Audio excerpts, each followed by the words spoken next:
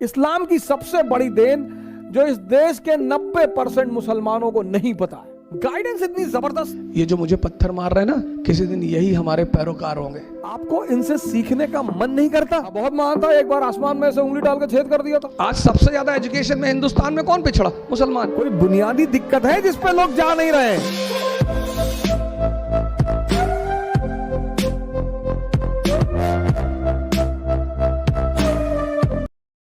तो एक नई वीडियो के साथ आ चुके हैं। इसका टाइटल है every must know this reality of Muslim must watch the Indian Arvind Ojha sir. Arvind Ojha sir इस्लाम के बारे में क्या बता रहे हैं, क्या बोल रहे हैं, इस वीडियो में जानकारी लेते हैं। इस वीडियो में मेरे साथ बने रहे और एंजॉय करें। इस वीडियो से कुछ आप समझते हैं तो मुझे कमेंट करें।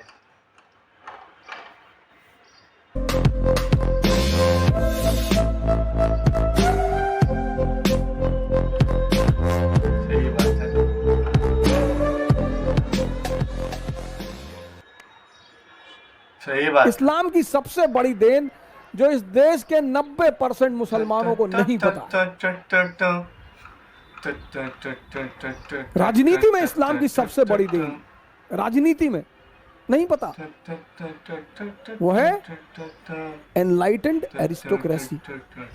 ये इस्लाम की सबसे बड़ी देन है, एनलाइटेंड एरिस्टोक्रेसी। और इसमें दो नाम इतने महान हैं, एक अल हारून और दूसरा उसका बेटा अल मामून।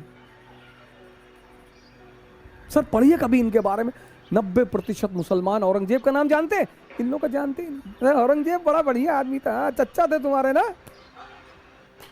भाई साहब वो महान आदमी था। हाँ बहुत महान था, एक बार आसमान में से उंगली डाल के छेद कर दिया था, वो बाद में नासा वालों ने भरा। ये अल हारून इन्होंने एक डिपार्टमेंट बनाया सर बगदाद में, बैतुल हिकमत। पर मुसलमानों से कुछ बोल दो नाराज हो जाते हैं। संगी है, संगी संगी संगी है ये। हाँ बैतुल हिकमत सबको बुलाया सर, पूरी दुनिया के विद्वानों को। बहुत बढ़िया है। ये इस्लाम की राजनीति को सबसे बड़ी देन है। Caliph system. जो आदमी एनलाइटेंड होगा वो स्पिरिचुअल हेड होगा और वही पॉलिटिकल हेड होगा। हजरत अबू बकर, हजरत उमर साहब की कहानियां सुनो सर। बैतुल हिकमत। मुसलमान इसी को भूल गया। नेता चुनो सर, तुम दलित नेता चाहते हो ना, दलित नेता चुनो, अंबेडकर जैसा चुनो, कोई हारून जैसा चुनो। दुनिया को बुलाया हुआ। पढ़ो इस आदमी का इतिहास। लिटरेचर में कंट्रीब्यूशन, साइंस में कंट्रीब्यूशन, डेवलपमेंट में कंट्रीब्यूशन, पॉवर्टी में कंट्रीब्यूशन। नहीं वो आरएसएस वाले जो है मुसलमानों के पीछे 2014 में आए, 2014 में आए। उससे पहले की कंडीशन देख लो, सच्चर कमेटी की रिपोर्ट। सही बोला, सही बात है। अरे नहीं वो आप नहीं समझ पाएंगे। और 1870 में एक किताब आई हिंदुस्तान में, द इंडियन मुसलमान, बड़ी इंपॉर्टेंट किताब, द इंडियन मुसलमान। और इस किताब जो है, इस किताब ने कहा कि 80% मुसलमान इस देश में पिछड़े हुए हैं, गरीब हैं। 80%। 1870 में बात तो टालना नहीं चाहिए। तब तो आरएसएस नहीं थी, तब तो मोदी नहीं था, तब तो बीजेपी नहीं थी। 1206 से लेकर 1707 भारत में राजा कौन है? मुसलमान। इल्तुतमिश, बलबन, अलाउद्दीन खिलजी, मोहम्मद बिन तुगलक, फिरोज शाह तुगलक, बाबर, हुमायूं, अकबर, जहांगीर, शाहजहां, औरंगजेब।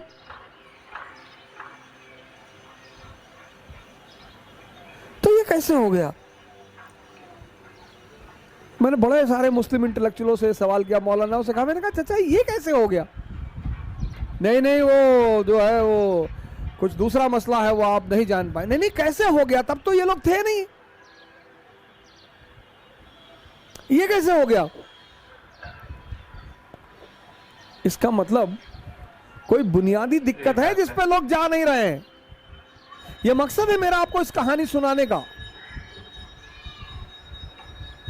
यहां पे तो सर मुसलमान शासक है,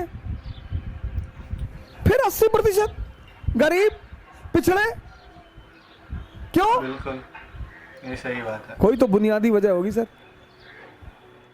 इतना बड़ा ये बिंदी देख रहे हैं, इतना बड़ा इजराइल और इतना बड़ा अरब वर्ल्ड।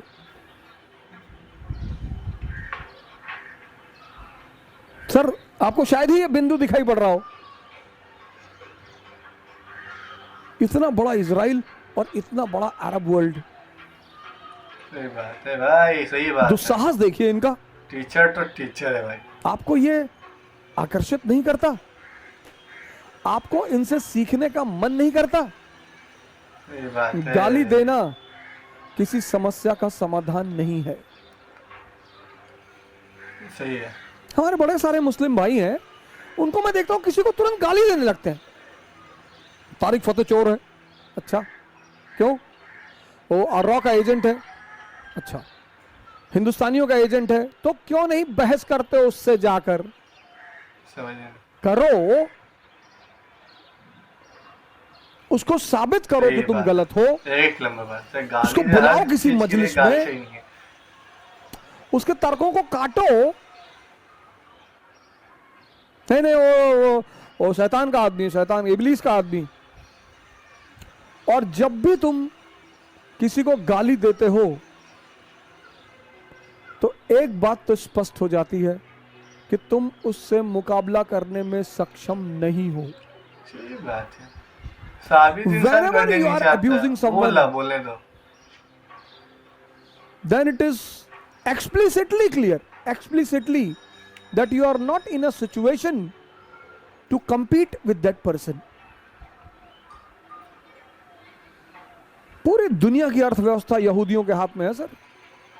इतना ऑयल रिजर्वायर होते हुए एकदम सही बात। तुम उनके गुलाम हो। एकदम सही बात बोला है सर ने। 48 में मारा, 56 में मारा, यम किप्पुर के वॉर में मारा, 6 डेज वॉर में मारा। तुम्हारे घर में घुसकर तुम्हारा बेड़ा उड़ा देते हैं, स्विस कैनाल पे कब्जा कर लेते हैं, इजिप्ट की एयरफोर्स पूरी उड़ा देते हैं। तुम्हें यह चीज आश्चर्य नहीं करती? बस गाली ही देते हो। सही बात भाई। कि इस्लाम की सबसे बड़ी राजनीतिक देन है एनलाइटेंड एरिस्टोक्रेसी। बिल्कुल। एनलाइटेंड एरिस्टोक्रेसी, उसमें जिन्ना जैसे लोग कहीं नहीं बैठते सर, वो बैठते ही नहीं। इस्लाम की जो सबसे बड़ी राजनीतिक देन है वो है एनलाइटेंड एरिस्टोक्रेसी। और सर इस्लामिक स्टेट ने इतनी यूनिवर्सिटियां खोली, इतनी वर्ल्ड फेमस सर। 5-6 नाम तो मैं आपको गिना देता हूं। Baghdad, Cairo, Barcelona, Seville, Damascus, नजर नहीं आया। ये सब फेमस इस्लामिक यूनिवर्सिटियां थी। रेनेसांस की जो पृष्ठभूमि बनी ना सर, वो इन्हीं यूनिवर्सिटियों में बनी सर। इन यूनिवर्सिटी में पढ़ने के लिए लोगों का सपना होता था कि हम इन यूनिवर्सिटियों में पढ़ें। अगर इस्लाम का इतिहास देखा जाए 8th सेंचुरी से 15th सेंचुरी, और सुप्रीम अचीवमेंट सर। गाइडेंस इतनी जबरदस्त, एनलाइटेंड एरिस्टोक्रेसी। राम एनलाइटेंड है, आज यूनिवर्सिटी मुसलमानों ने गुरु गोविंद सिंह एनलाइटेंड है। वाह। औरंगजेब ने पूछा आप संत हैं, आपने हथियार उठा लिया, क्यों? और ये आप दाढ़ी और बाल क्यों रखते हैं बड़े बड़े सन्यासियों की तरह? बोले हम सेंट वॉरियर्स हैं, हम धर्म के लिए लड़ते हैं। धर्म मतलब सिखिज्म नहीं, धर्म मतलब मानवता। इस्लाम जब पैदा हुआ पूरी दुनिया में अंधेरा था, पूरी दुनिया में। आप कभी इस्लाम की हिस्ट्री पढ़ो। सही बात है। यूरोप औरतें जलाई जा रही थी विच हंटिंग के नाम पे, विच हंटिंग। हिंदुस्तान सती प्रथा। चीन में तो लड़कियों को ऐसे ही मार डालते थे। पूरी दुनिया में अंधेरा, और उस अंधेरे में मोहम्मद साहब लैंप लेकर खड़े हुए। इस्लाम, प्रेम, मैसेज। हुजूर साहब गुजरते थे एक रास्ते से, कोई महिला उनके ऊपर डेली कूड़ा फेंकती थी। हमारे आपके ऊपर फेंक दे हम तो गोली चला दे तुरंत, कि मैं कूड़ा फेंकूंगा, वो भी हम। प्रदूषण में बहुत ज्यादा हम गलत मतलब मैं, वाजीराम के टीचर, इतनी औकात तुम्हारी? पैगंबर, पैगंबर, हम तो उसके सामने कुछ है ही नहीं। पैगंबर मालिक का सीधा हाथ है उस आदमी के सर पे। एक दिन उस महिला ने कूड़ा नहीं फेंका, वो मकान के अंदर गए, पता किया कि मोहतरमा कहाँ है, पता चला बीमार है। गए, हालचाल पूछा, कहा मालिक से दुआ करूंगा कि आप जल्दी ठीक हो जाए। ये है, ये हमसे लोग पूछते हैं, मैं मेडिवल इंडिया पढ़ाता हूं, लोग मुझसे पूछते हैं इस्लाम इतनी ऊंचाई पे कैसे था, मुसलमान इतनी ऊंचाई पे कैसे थे। स्पेन से लेकर चाइना सी, कैस्पियन से लेकर हिंदुस्तान, पूरे इलाके में मुसलमानों का कब्जा। क्यों? क्योंकि वो अपने उस वक्त पैगंबर को समझते थे कि जीतने के सिद्धांत क्या है। जीतना तलवार से नहीं, तलवार से तो लूटा जाता है। चोर किस चीज का इस्तेमाल करता है? तलवार का। ये मैसेज है, मैसेज। इकरा शब्द फैजल साहब ने लिया कि सर हम तो अपनी इंस्टीट्यूट का नाम इकरा रखेंगे। मैंने कहा बिल्कुल। मैंने कहा, इन्होंने मुझसे पूछा कि हम इंस्टीट्यूट का नाम क्या रखें, हमने कहा इकरा रखो, बड़ा अंधेरा है दुनिया में। इकरा मतलब पढ़ो। आज सबसे ज्यादा एजुकेशन में हिंदुस्तान में कौन पिछड़ा? मुसलमान। पैगंबर हमारा कह रहा है, हमारा, वो हम सब के पैगंबर है, किसी खास विशेष के नहीं है। वो कहता पढ़ो, समझो। तैफ शहर का नाम सुना होगा, काफी लोग बैठे हो तैफ, वहां के लोग हुजूर साहब को पत्थर मारते, गाली देते। जिब्राइल साहब ने हुजूर साहब से कहा कि कहो तो, तैफ शहर दो पहाड़ों के बीच में है, तो उन्होंने हुजूर साहब से कहा कि कहो तो दबा दूं। अरे बोले नहीं, जाने दो। बिल्कुल। ये लोग, ये जो मुझे पत्थर मार रहे हैं ना, किसी दिन यही हमारे पैरोकार होंगे। क्या लाइन है, मतलब जिसे गलत फैमिली है वो इस वीडियो को एंड तक देखिए और एक एक बात को समझे। नबी या नबी, वो हमारे या तुम्हारे किसी के नबी नहीं है, पूरी दुनिया के नबी हैं। उनका अंदर जितना कैपेबिलिटी था, सहन शक्ति था, वो हम लोग को हो नहीं सकता अभी के टाइम में। वो सब बन भी नहीं सकते, वो एक लौते हैं, उनका ये सब कोई हो नहीं सकता स्टाइल।